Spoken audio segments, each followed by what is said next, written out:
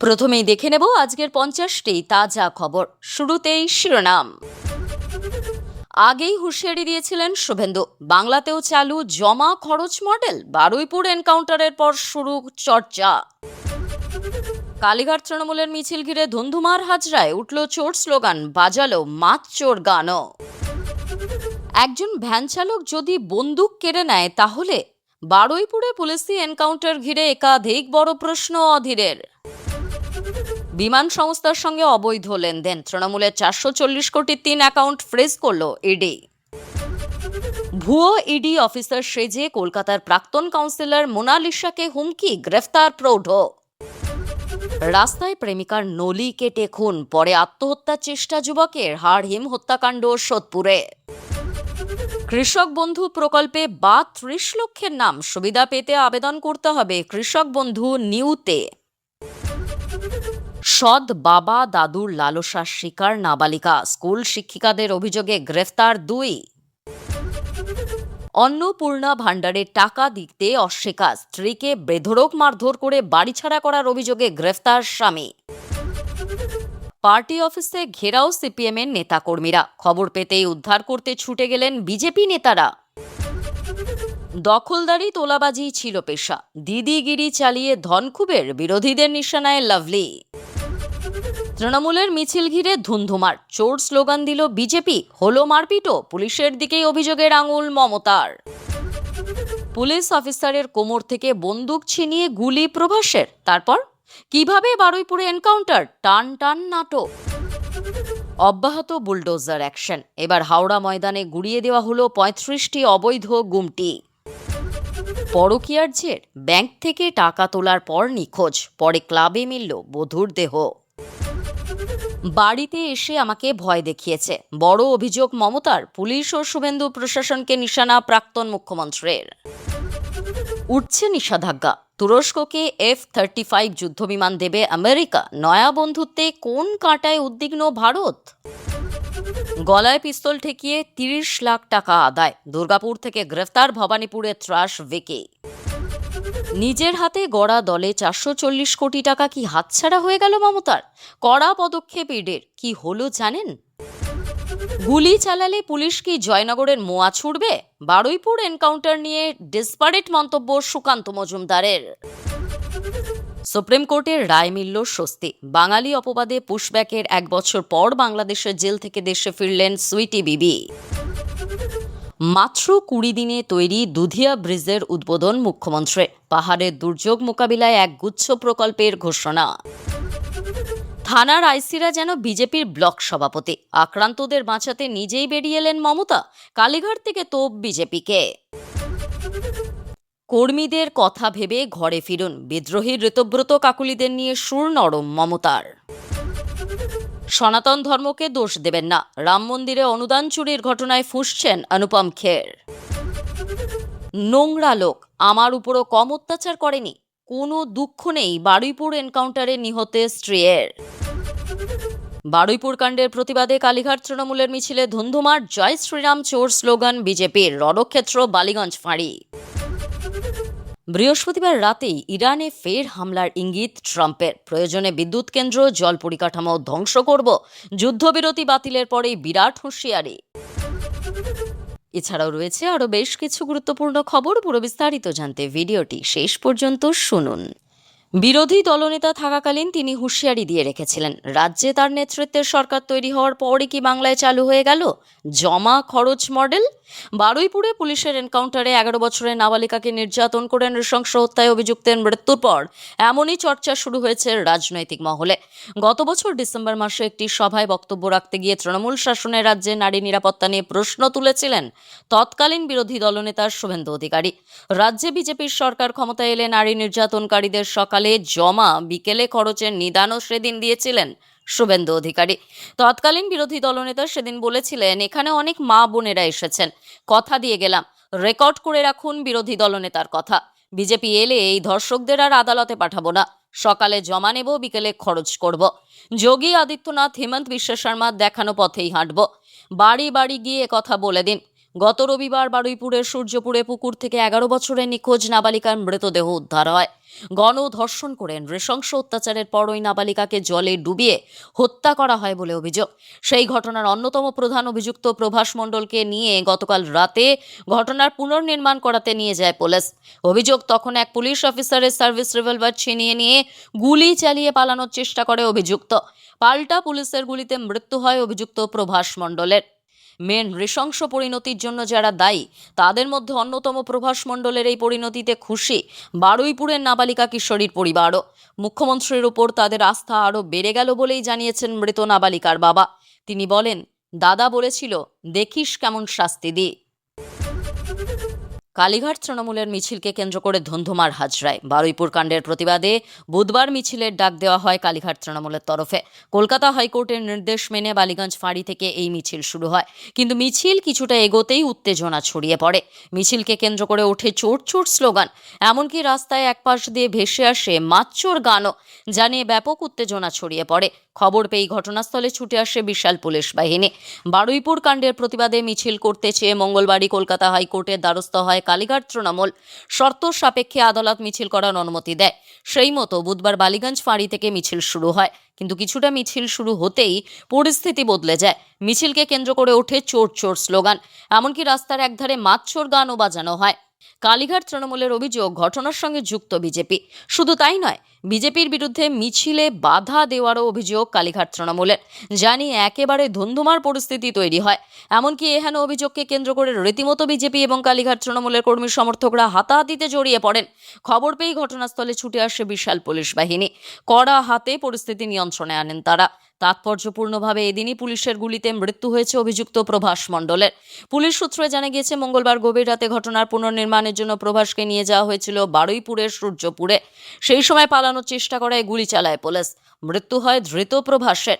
এদিকে গ্রেফতার করা হয়েছে আরও এক অভিযুক্ত কবির মোল্লাকে। শুধু তাই নয়, ধৃতদের মুখোমুখি বসিয়ে জেরা করা হচ্ছে। ঘটনার প্রথম দিন থেকে তৎপর সরকার এবং প্রশাসন। এর মধ্যেই কেন মিছিল, তা নিয়ে ইতিমধ্যে প্রশ্ন উঠতে শুরু করেছে। বারুইপুরে নাবালিকা ধর্ষণ ও খুনের ঘটনায় নিহত কিশোরীর পরিবারের সঙ্গে বুধবার দেখা করলেন প্রদেশ কংগ্রেস সভাপতি ও প্রাক্তন সাংসদ অধীর রঞ্জন চৌধুরী। পরিবারের সদস্যদের সমবেদনা জানানোর পাশাপাশি তিনি মূল অভিযুক্ত প্রভাস মণ্ডলের পুলিশি এনকাউন্টারে মৃত্যুর ঘটনাকে ঘিরে একাধিক প্রশ্ন তোলেন। পুলিশের বয়ান নিয়ে সংশয় প্রকাশ করে তিনি রাজ্যের আইন শৃঙ্খলা পরিস্থিতি এবং পুলিশ প্রশাসনের সক্ষমতা নিয়েও কড়া মন্তব্য করেন। মঙ্গলবার গভীর রাতে পুলিশের গুলিতে প্রভাস মণ্ডলের মৃত্যু হয়। পুলিশ সূত্রের দাবি, ঘটনার পুনর্নির্মাণের জন্য তাকে ঘটনাস্থলে নিয়ে যাওয়া হয়েছিল। সেই সময় অভিযুক্ত এবং পুলিশকর্মী আগ্নেয়াস্ত্র ছিনিয়ে নিয়ে পালানোর চেষ্টা করে এবং গুলি চালায়। আত্মরক্ষার্থে পাল্টা গুলি চালাতে বাধ্য হয় পুলিশ। সেই গুলিতেই প্রভাসের মৃত্যু হয় বলে পুলিশের দাবি। এই ঘটনাকে কেন্দ্র করেই রাজ্যের রাজনৈতিক মহলে শুরু হয়েছে তুমুল বিতর্ক। বুধবার দুপুরে বারুইপুরে পৌঁছে নির্যাতিতার পরিবারের সঙ্গে দীর্ঘক্ষণ কথা বলেন অধীর রঞ্জন চৌধুরী। পরিবারের সদস্যদের পাশে থাকার আশ্বাস দেন তিনি। পরে সাংবাদিকদের মুখোমুখি হয়ে পুলিশের দেওয়া ঘটনার বিবরণ নিয়ে প্রশ্ন তোলেন কংগ্রেস নেতা। অধীর চৌধুরী বলেন, পুলিশের বক্তব্য অনুযায়ী একজন অভিযুক্ত কিভাবে একজন পুলিশ কর্মীর কাছ থেকে আগ্নেয়াস্ত্র ছিনিয়ে নিয়ে গুলি চালাতে পারে, তা অত্যন্ত বিস্ময়কর। তিনি ব্যঙ্গের সুরে বলেন, যে ব্যক্তিকে নিয়ে পুলিশের দাবি তিনি একজন সাধারণ ভ্যান চালক এবং মাদকাসক্ত ছিলেন, তিনি যদি সহজেই পুলিশের অস্ত্র কেড়ে নিতে পারেন, তাহলে রাজ্য পুলিশের নিরাপত্তা ব্যবস্থা ও প্রশিক্ষণ নিয়ে স্বাভাবিকভাবেই প্রশ্ন উঠবে। তিনি আরও বলেন, যদি পুলিশের দাবি সত্যি হয়, তাহলে ভবিষ্যতে আরও বড় নিরাপত্তা চ্যালেঞ্জের মুখে পড়লেও পুলিশ কিভাবে তা মোকাবিলা করবে, সেই প্রশ্নও সামনে আসে। তার বক্তব্য, একজন অভিযুক্ত যদি পুলিশের কাছ থেকে অস্ত্র ছিনিয়ে নিতে সক্ষম হন, তবে সংগঠিত অপরাধী বা জঙ্গি গোষ্ঠীর বিরুদ্ধে পুলিশের প্রস্তুতি নিয়েও উদ্বেগ তৈরি হওয়া স্বাভাবিক। ব্যাংক অ্যাকাউন্টে লেনদেন সংক্রান্ত মামলায় আরও বিপাকে তৃণমূল। মঙ্গলবার দিনভর রাজ্যের বিভিন্ন প্রান্তে তল্লাশির পর ইডি আধিকারিকদের হাতে উঠে এসেছে বিস্ফোরক তথ্য। এরপরেই কালীঘাট তৃণমূলের অ্যাকাউন্টে থাকা 440 কোটি টাকা ফ্রিজ করল এনফোর্সমেন্ট ডিরেক্টরেট। যদিও এর আগে কলকাতা পুলিশ তৃণমূলের 3টি অ্যাকাউন্ট ফ্রিজ করে, জানিয়ে কলকাতা হাইকোর্টের দ্বারস্থ হয়েছে কালীঘাট তৃণমূল। বর্তমানে এই সংক্রান্ত মামলা বিচারাধীন। এবার ব্যাংক অ্যাকাউন্ট নিয়ে পদক্ষেপ করল কেন্দ্রীয় এই তদন্তকারী সংস্থা। Prevention of money laundering act অর্থাৎ আর্থিক তছরূপ আইনে এই পদক্ষেপ বলে ইডি সূত্রে খবর। ইডি সূত্রের দাবি, তৃণমূলের অ্যাকাউন্ট থেকে প্রায় 160 কোটি সন্দেহজনক লেনদেনের হদিশ মিলেছে। কেন্দ্রীয় এই তদন্তকারী সংস্থার দাবি, বিপুল এই টাকা গিয়েছে কেয়ারওয়েল অ্যাভিয়েশন নামক একটি সংস্থা ও তাদের সহযোগী বিভিন্ন সংস্থার অ্যাকাউন্টে। তাৎপর্যপূর্ণভাবে এই কেয়ারওয়েল অ্যাভিয়েশন অভিষেক বন্দ্যোপাধ্যায় সহ ভিআইপিদের বিমান ভাড়া দেয়। ইডি সূত্র বলছে ওই সংস্থাকে এই তৃণমূলের দলীয় তহবিল থেকে প্রায় 160 কোটি টাকা দেওয়া হয়। সেই টাকা দিয়ে সংস্থাটি একটি বিমান এবং একটি অগুস্টার হেলিকপ্টার কেনে। মজার কথা হলো ওই বিমান এবং হেলিকপ্টারটি অভিষেক সহ তৃণমূল নেতাদেরই ভাড়া দেওয়া হতো। অর্থাৎ তৃণমূলের টাকায় কেনা হেলিকপ্টার আবার তৃণমূলকেই ভাড়া দিত কেয়ারওয়েল অ্যাভিয়েশন। স্বাভাবিকভাবেই প্রশ্ন উঠছে, ওই সংস্থার মাধ্যমে কি তৃণমূলের নিজস্ব তহবিলের টাকা নয়ছয় হয়েছে? শুধু তাই নয়, পুরো বিষয়টির মধ্যে বড়সড় কেলেঙ্কারি রয়েছে বলেও অনুমান কেন্দ্রীয় তদন্তকারীদের। মঙ্গলবারই Central Avenue, Rajarhat New Town ও আশেপাশের এলাকায় ইডি আধিকারিকরা বিশেষ অভিযান চালায়। এর মধ্যে কেয়ারওয়েল অ্যাভিয়েশনের অভিষেক ঘনিষ্ঠ মালিকের অফিস ও বাড়িও রয়েছে। সূত্রের খবর, ওই ব্যবসায়ী সংস্থা থেকে অভিষেকের বিমান ভাড়া আসত। তৃণমূলের নিজস্ব তহবিলের সঙ্গে এর কী যোগ তা খুঁজে বের করতে তৎপর এনফোর্সমেন্ট ডিরেক্টরেট। তৃণমূল কংগ্রেসের অ্যাকাউন্টে কোন কোন অ্যাকাউন্ট থেকে টাকা এসেছে তাও জানতে চায় ইডি। এমনকি ইডির দাবি, শিক্ষা দুর্নীতি থেকে শুরু করে রেশন দুর্নীতির কোনো টাকা তৃণমূল কংগ্রেসের অ্যাকাউন্টে এসেছে কিনা সেই সংক্রান্ত তথ্য জানতে চেয়ে ইডি তদন্ত করছে। এরই মধ্যে তৃণমূলের তহবিল ফ্রিজ করার নির্দেশ ইডির। ভুয়ো ইডি অফিসার সেজে হুমকি, মোটা অঙ্কের টাকা দাবি, না হলে আর্থিক তছরূপ মামলায় ফাঁসিয়ে দেওয়ার হুমকি। কলকাতা পুরসভার প্রাক্তন কাউন্সিলর মোনালিসা বন্দ্যোপাধ্যায়কে ভয় ও হুমকি দেওয়ার অভিযোগে গ্রেফতার প্রৌঢ়। তাকে গ্রেফতার করেছে রবীন্দ্র সরোবর থানা। তদন্ত শুরু হয়েছে। পুলিশ সূত্রে জানা গিয়েছে, মঙ্গলবার সন্ধ্যা 7টা নাগাদ রবীন্দ্র সরোবর থানায় একটি ফোন আসে। ফোনটি করেন কলকাতা পুরসভার 49 নম্বর ওয়ার্ডের প্রাক্তন কাউন্সিলর মোনালিসা বন্দ্যোপাধ্যায়। তিনি জানান, দেশপ্রিয় পার্কের পিছনে 171 মতিলাল নেহেরু রোডের অ্যারিকো ক্যাফেতে এক ব্যক্তি তাকে আটকে রেখে হুমকি দিচ্ছেন। তিনি চরম নিরাপত্তাহীনতায় ভুগছেন। থানায় একটি দল দ্রুত ওই ক্যাফেটিতে পৌঁছায়। সেখান থেকেই পাকড়াও করা হয় হরিদেবপুরের কৈলাস ঘোষ রোডের বাসিন্দা তথা বর্তমানে রিজেন্ট পার্কের গভর্নমেন্ট কলোনির ভাড়া থাকা যুধাজিৎ ঘোষকে। কেন ও কিসের ভয় দেখাচ্ছিলেন ওই ব্যক্তি? জানা গিয়েছে, ভুয়ো ইডি অফিসার সেজে প্রাক্তন কাউন্সিলরের বিরুদ্ধে অর্থ পাচারের একটি মিথ্যা অভিযোগ সামনে এনে ভয় দেখাচ্ছিল যুধাজিৎ। নিজেকে ইডির উচ্চপদস্থ কর্তা দাবি করে সে জানায়, মোটা টাকা দিলে ওই মামলা থেকে মোনালিসা দেবীর নাম বাদ দিয়ে দেওয়া হবে, অন্যথায় তাকে গ্রেফতার করা হতে পারে। ভয় পেয়েই পুলিশে খবর দেন ওই কাউন্সিলর। অভিযুক্তকে গ্রেফতার করে ঘটনার তদন্ত শুরু করেছে পুলিশ। প্রেমিকাকে নলি কেটে খুনের পর নিজের শরীরে ছুরি চালালেন ব্যক্তি। সাত সকালে হাড়হিম কাণ্ডের সাক্ষী সোদপুর। ঘটনাস্থলে মৃত্যু হয়েছে মহিলার। আশঙ্কাজনক অবস্থায় হাসপাতালে ভর্তি যুবক। মহিলার দেহ উদ্ধার করে ময়নাতদন্তে পাঠিয়েছে পুলিশ। ঘটনাকে কেন্দ্র করে ব্যাপক চাঞ্চল্য ছড়িয়েছে এলাকায়। পুলিশ সূত্রে জানা গিয়েছে, মৃত যুবতীর নাম গীতা দাস, বয়স 40 বছর। তার প্রেমিক সুভাষ দাস, বয়স 45 বছর। বুধবার সকালে সোদপুর ফিউচার গেটের সামনে প্রেমিকাকে ছুরি দিয়ে কোপায় যুবক। রক্তাক্ত অবস্থায় মাটিতে লুটিয়ে পড়েন যুবতী। চিৎকার শুনে ছুটে যান স্থানীয় বাসিন্দারা। হাড়হিম দৃশ্য দেখে অবাক হয়ে যান সকলে। স্থানীয়দের মধ্যে কয়েকজন যুবককে বাধা দিতে যান। অভিযোগ, তাদের উপরও হামলা চালায় যুবক। এরপরই নিজের শরীরে ছুরি চালায় যুবক। রক্তাক্ত অবস্থায় লুটিয়ে পড়েন মাটিতে। দুজনকে উদ্ধার করে সাগর দত্ত মেডিকেল কলেজ হাসপাতালে নিয়ে যাওয়া হয়। তবে যুবতীকে মৃত বলে ঘোষণা করেন চিকিৎসকেরা। আশঙ্কাজনক অবস্থায় হাসপাতালে চিকিৎসাধীন যুবক। ঘটনাস্থলে গিয়েছে বিশাল পুলিশ বাহিনী। স্থানীয় এক বাসিন্দা বলেন, সকালে চা খেতে বেরিয়ে দেখি এই কাণ্ড। মেয়েটিকে কোপানোর পর ছেলেটি নিজের উপর ছুরি চালিয়েছে। ওরা এলাকার কেউ নন। আরেকজন বলেন, পাশে একটি পুকুর রয়েছে, সেখানে অনেক ছেলে মেয়ে আসেন, নেশা করে। আগের দিন অন্য এক যুবক যুবতীতে ঝামেলা করতে দেখেছিলাম, বাধা দিই। এগুলি বন্ধ হওয়া উচিত। এই ঘটনায় আতঙ্কের পরিবেশ এলাকায়। ঘটনার তদন্ত শুরু করেছে পুলিশ। কৃষকদের জন্য চালু হতে চলেছে কৃষক বন্ধুর নিউ প্রকল্প। তার জন্য পূরণ করতে হবে নতুন ফর্ম। জুলাই মাসের মধ্যেই সেই কাজ হবে, একথা জানান রাজ্যের কৃষিমন্ত্রী দুধ কুমার মণ্ডল। এছাড়াও তিনি জানান, পুরনো কৃষক বন্ধু প্রকল্পের সুবিধাভোগীদের তালিকা থেকে 30 লক্ষের নাম বাদ যেতে পারে। সোমবার রাজ্যের কৃষকদের বিভিন্ন প্রকল্প নিয়ে মুখ্যমন্ত্রী শুভেন্দু অধিকারীর সঙ্গে বৈঠক হয় কৃষিমন্ত্রী। পিএম কিষাণ থেকে অন্যান্য প্রকল্পে কিভাবে কৃষকদের যুক্ত করা যায় তা নিয়ে আলোচনা হয়েছে ওই বৈঠকে। নবান্ন সূত্রে খবর, ইতিমধ্যেই পুরনো কৃষক বন্ধু প্রকল্পের নামের তালিকা নিয়ে ঝাড়াই বাছাই হচ্ছে। তাতে প্রায় 30 লক্ষ সুবিধাভোগীর নাম বাদ যেতে পারে। বাকিদের নাম তোলার কাজ শুরু হচ্ছে। বাড়ি বাড়ি গিয়ে এই ফর্ম দেয়া হবে। সেখানে কিছু ক্ষেত্রে বদল আনা হচ্ছে। একই পরিবারের একাধিক লোককে এই ফর্ম পূরণ করতে হবে না। কৃষিমন্ত্রী আগেই জানিয়েছিলেন, লক্ষ্মীর ভাণ্ডার প্রকল্পের উপভোক্তাদের অন্নপূর্ণা যোজনার জন্য যেমন পৃথক ফর্ম ফিল আপ করতে হচ্ছে, তেমনই কৃষক বন্ধুর উপভোক্তাদেরও নতুন করে ফর্ম পূরণ করতে হবে। কারণ কৃষক বন্ধুর তালিকাতেও লক্ষ্মীর ভাণ্ডারের মতোই প্রচুর ভুয়ো নাম রয়েছে। ফলে তালিকায় ঝাড়াই বাছাইয়ের প্রয়োজন আছে। এবার সেই কথা মতো শুরু হতে চলেছে কাজ। অষ্টম শ্রেণীর এক নাবালিকা ছাত্রীর উপর দীর্ঘদিন ধরে ধর্ষণের অভিযোগে তার সৎ বাবা ও দাদুকে গ্রেফতার করল হাবড়া থানার পুলিশ। নির্যাতিতার স্কুলের শিক্ষিকাদের অভিযোগের ভিত্তিতে বুধবার দুজনকে গ্রেফতার করা হয়। বৃহস্পতিবার ধৃতদের বারাসাত আদালতে তোলা হবে। বারুইপুরের ঘটনার পর নারী নির্যাতনের ঘটনায় তদন্তের ব্যাপারে একাধিকবার গাইডলাইন দেওয়া হয়েছে পুলিশকে।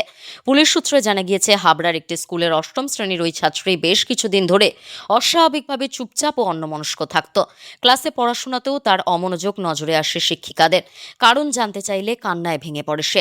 শিক্ষিকাদের নাবালিকা জানায়, বাড়িতে অন্য সদস্যরা না থাকলে দীর্ঘদিন ধরে সৎ বাবা ও দাদু তার উপর যৌন নির্যাতন চালাতো, যা শুনে রীতিমতো শিউরে ওঠেন শিক্ষিকারা। এরপরেই বুধবার ঘটনায় কয়েকজন শিক্ষিকা হাবড়া থানায় লিখিত অভিযোগ দায়ের করেন। অভিযোগ পাওয়ার পরেই শুরু হয় পুলিশি তদন্ত। শুধু তাই নয়, অভিযোগ পাওয়ার কয়েক ঘন্টার মধ্যেই দুই অভিযুক্তকে গ্রেফতার করে পুলিশ। তদন্তকারী জানান, ধৃতদের বিরুদ্ধে পক্সো আইনে মামলা রুজু হয়েছে। নির্যাতিতার মেডিকেল পরীক্ষা এবং আদালতে গোপন জবানবন্দির ব্যবস্থা করা হচ্ছে। ঘটনার পর অভিযুক্তদের কঠোর শাস্তির দাবি জানিয়েছে স্কুলের শিক্ষিকারাও। নারী নির্যাতনের ঘটনায় জিরো টলারেন্স নীতি নিয়েছে শুভেন্দু অধিকারীর সরকার। বিশেষ করে বারুইপুরের ঘটনার পর নারী নির্যাতন ঘটনায় তদন্তের ব্যাপারে একাধিকবার গাইডলাইন দেওয়া হয়েছে পুলিশকে। স্পষ্ট জানিয়ে দেওয়া হয়েছে, নারী নির্যাতন সংক্রান্ত অভিযোগ আসা মাত্র অ্যাকশন নিতে হবে। এক্ষেত্রে যে কোনো টালবাহানার সহ্য নয়, তা স্পষ্ট জানিয়ে দেওয়া হয়েছে ওই গাইডলাইনে। সরকারি প্রকল্পের টাকা দিতে অস্বীকার করায় স্ত্রীকে মারধর করে বাড়ি ছাড়া করার অভিযোগে এক ব্যক্তিকে গ্রেফতার করল রায়গঞ্জ থানার মহিলা থানার পুলিশ। অভিযুক্তের নাম প্রিয় বর্মন, বয়স 55 বছর। বাড়ি রায়গঞ্জ থানার বাহিন গ্রাম পঞ্চায়েতের পকম্বা গ্রামে। বুধবার ধৃতকে রায়গঞ্জ মুখ্য বিচার বিভাগীয় ম্যাজিস্ট্রেট আদালতে তোলা হলে বিচারক তাকে 14 দিনের জেল হেফাজতের নির্দেশ দেন। পুলিশ ও অভিযোগকারী সূত্রে জানা গিয়েছে, সম্প্রতি স্ত্রী শিখা বর্মন অন্নপূর্ণা ভাণ্ডার প্রকল্পের অধীনে 3000 টাকা অনুদান পান। অভিযোগ, সেই টাকা থেকে স্বামী প্রিয় বর্মন মদ খাওয়ার জন্য 1000 টাকা দাবি করেন। স্ত্রী সেই টাকা দিতে অস্বীকার করলে তার উপর চড়াও হয় স্বামী। তাকে বেধড়ক মারধর করা হয় এবং শেষ পর্যন্ত বাড়ি থেকে বের করে দেওয়া হয় বলে অভিযোগ।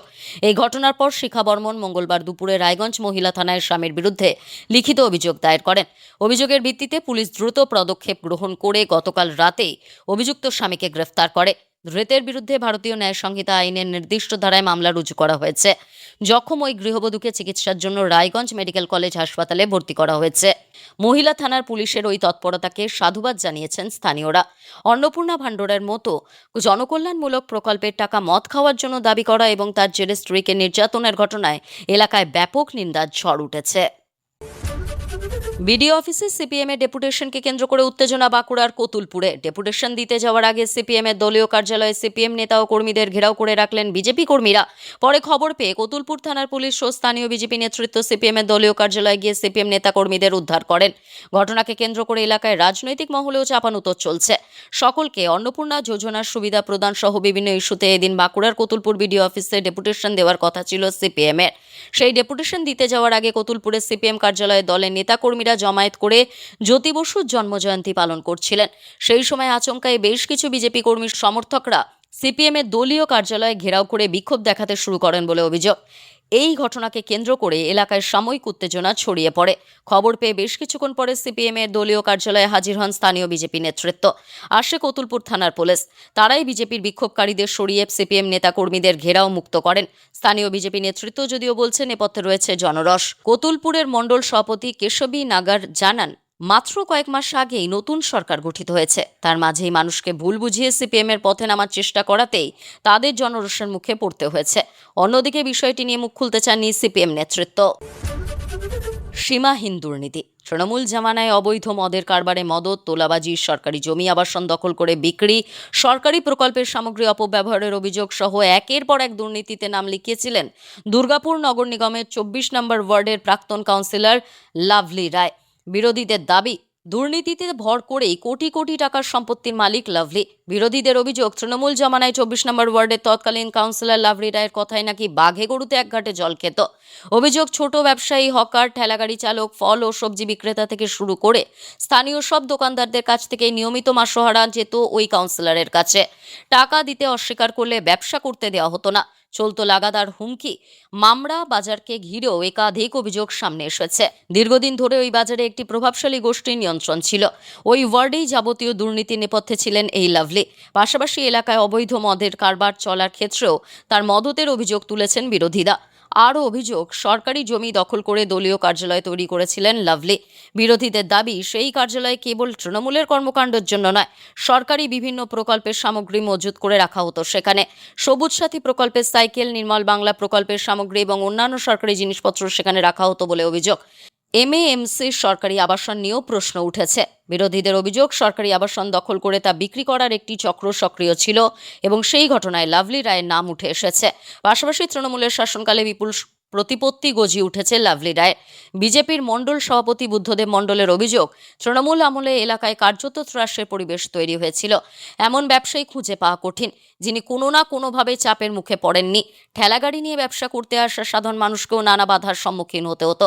প্রতিবাদ করলেই দলীয় কার্যালয়ে ডেকে হুমকি দেওয়া হতো। ওই দলীয় কার্যালয়ে একটি গোপন ঘর থেকে বিভিন্ন বেআইনি কর্মকাণ্ডের হিসাব নিকাশ চলত বলে অভিযোগ রয়েছে। অতীতে একাধিকবার প্রশাসনের কাছে অভিযোগ জানানো হলেও কোনো কার্যকর ব্যবস্থা নেওয়া হয়নি। বর্তমানে নতুন করে অভিযোগ দায়ের হয়েছে এবং নিরপেক্ষ তদন্তের দাবি জানানো হয়েছে। আজকের গুরুত্বপূর্ণ ঘটনাগুলি এখানেই শেষ। পরবর্তী আপডেটের জন্য সঙ্গে থাকুন এবং সঠিক তথ্য পেতে অপেক্ষা করুন। ধন্যবাদ।